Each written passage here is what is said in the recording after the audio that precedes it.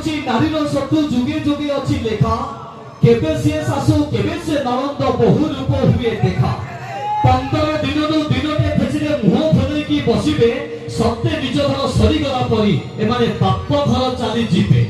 ଆଚ୍ଛା ଆମେ ଯଦି ଯାଉଛୁ ବାପା ଘରକୁ ଚାଲି ତମେ କାହିଁକି ଯାଉଛ ଆମକୁ ଭୁଲି?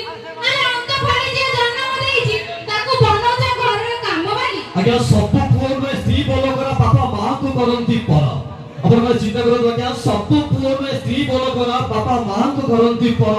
ମନ୍ଦିର ନ ଯାଇ ପୁଅ ଏଠି କହେ ବାପା ମା ମୋର ଚଳନ୍ତି ଠାକୁର।